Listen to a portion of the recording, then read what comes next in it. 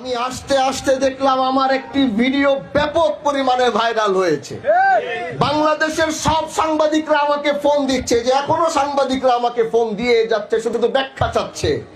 কোথায় আজ থেকে 1-1.5 মাস আগে একটি বিচার করেছিলাম, সেই বিচারে সর্বোচ্চ সুষ্ঠু সমাধান করেছি। কারণ তারা আমাকে ছাড়া বলছে যে আপনি না থাকলে এই বিচার আমরা বসবো না, মানবো না। ঘুরতে ঘুরতে তারপরে বসেছি।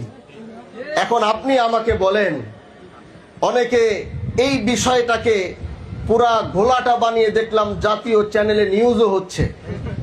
তো এই কথার যেহেতু কথা বলছি, কথাটি বলে দেই তাহলে ভালো হবে। আমি সেই বিচারে বসেছিলাম, কারণ এই দেশের সবাই জানে হানজালার বিচারে কোনো ধরনের অনিয়ম হওয়ার কোনো সুযোগ নাই।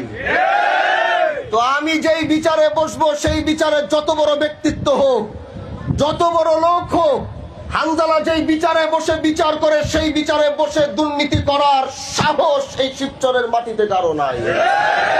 আমি সেই জায়গায় বসে এক পক্ষের কথা শুনছি, বারবার আরেক পক্ষ শুধু হাত ঢুকায় কথা বলে।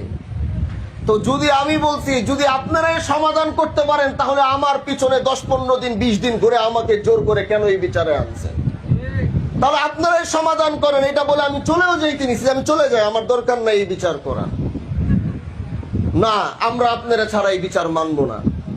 সুন্দর সমাধান হয়েছে।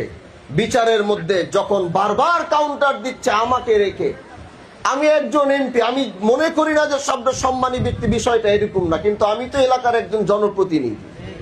আমি যখন একটা বিচারে বসবো, তখন তো আশেপাশে যারা কথা বলবে, আমি বাক স্বাধীনতা দিয়েছি।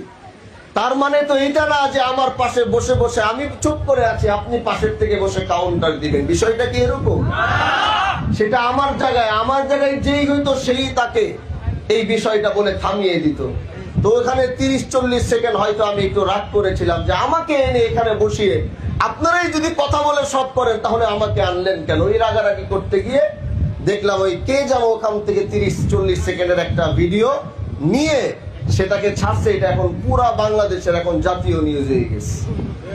তারপরে আমাদের কোনো আপত্তি নাই। হকের বেলায় কথা বলতে হলে হানজালার এইভাবে কথা বলে যান। এটা কোনো এরকম বিষয় না যে ক্ষমা চেতে হবে, মাপ চেয়ে। এটাকে এখন নিয়ে দলীয় বিচারে বসলে আমার বিচারে কোনো দলীয় বিষয় থাকে না। জাতীয় নিউজগুলোতে দেখলাম অনেকে দলীয় ট্যাগ লাগিয়ে দিচ্ছে এটার ভিতরে। এটা একটা ভুল নিউজ তারা করেছে। আমার বিচারে বসলে যেই দলেরই হোক, আমার বিচারে কোনো দলীয়, আমি নিজেও কোনো দলীয় বিষয় বিচারে বসি না।